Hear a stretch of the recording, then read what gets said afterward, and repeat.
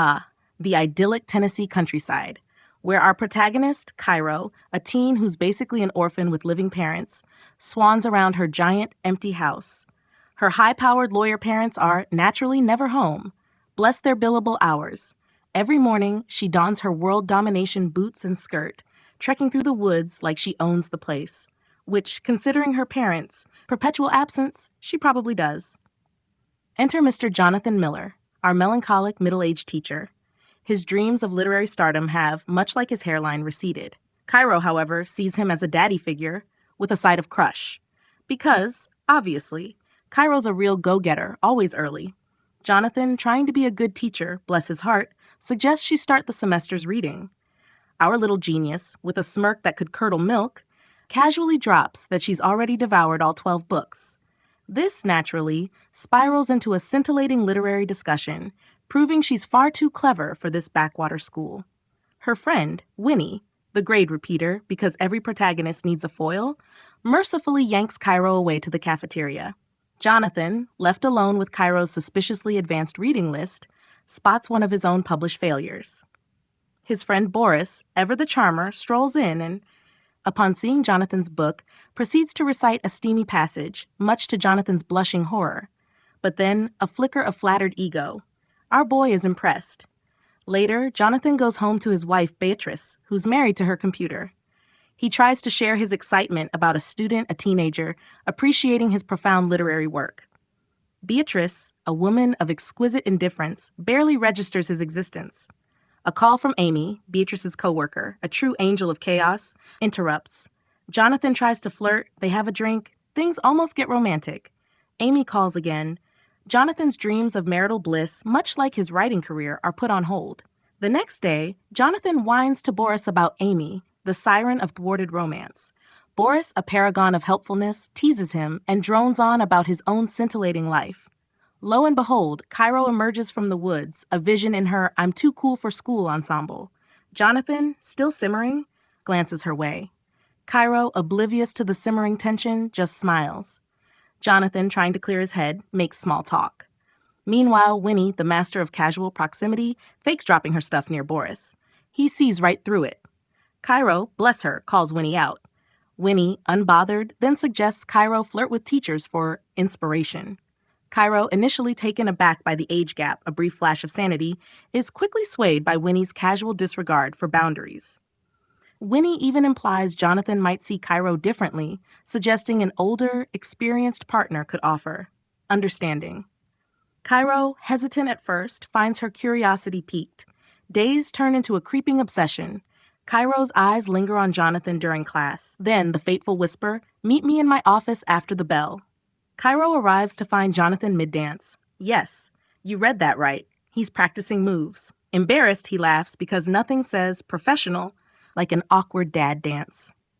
After some banter about Winnie, Jonathan subtly probes Cairo's home life, then praises her writing, particularly her precision. He challenges her to write a short story in the style of her favorite author, promising a passing grade if she succeeds. Cairo, proving she's a true connoisseur of obscurity, recites a line from his first published work. Jonathan is, naturally, delighted and invites her to discuss it further over the weekend. At their meeting spot, Jonathan, with the stealth of a garden gnome, sneaks up on her. They chat. A poet named Eliot performs, and while Jonathan critiques, Cairo practices her seductive glances. They share a cigarette. How very bohemian. New school day, new Cairo. She's got a new look and coffee for the boys. Confidence radiating, she jokes with them, even sharing another cigarette.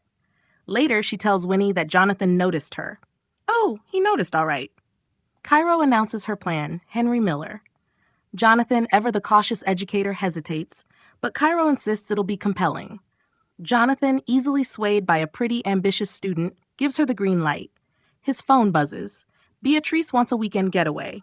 Distracted by thoughts of his wife, or lack thereof, he swiftly approves Cairo's provocative concept. Alone, Winnie teases Cairo, joking that she's trying to seduce their professor. Cairo, ever the dramatic, laughs it off. Cairo loses her phone. Jonathan is barraged by Amy's calls about their delayed trip. His phone rings. It's Cairo. She left her phone in his bag. Beatrice, fed up, is furious about the postponed getaway. Jonathan, in a moment of questionable judgment, offers to return Cairo's phone to her house, in a storm no less. He arrives.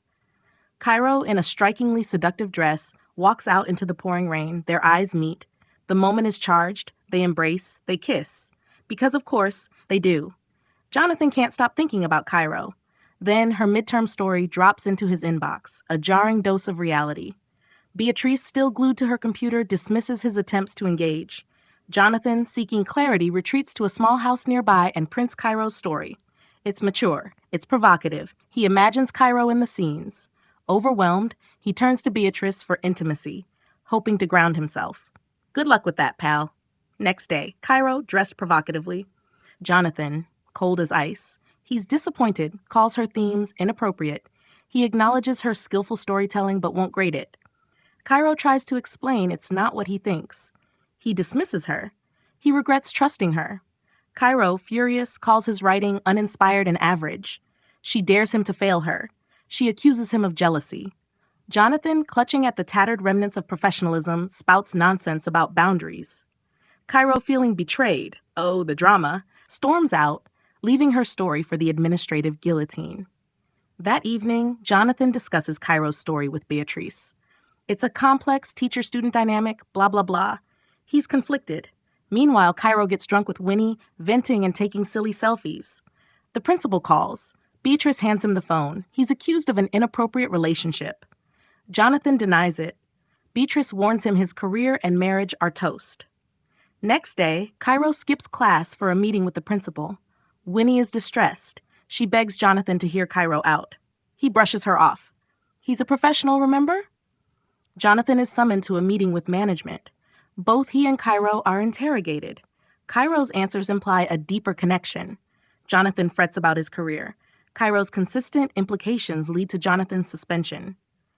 Boris, the paragon of wisdom, intercepts him, expressing disappointment and urging boundaries. Jonathan feels isolated. At home, Jonathan tells Beatrice about the suspension. Under pressure, he confesses feelings for Cairo. Argument. Beatrice storms out. Divorce. Winnie confronts Cairo, warning her she's ruined Jonathan's career. Cairo, dismissive, frames it as her greatest triumph and starts incorporating it into her college essay, because nothing says college essay like destroying a man's life. She justifies it as revenge for his lack of respect and trust. Her essay vividly describes the fallout of his alleged misconduct, painting a dramatic picture of the chaos she caused. As she finishes, she looks content. And that, dear viewers, is the bitter, hilarious end. Like and subscribe, you sickos. See you in the comments and in the next one.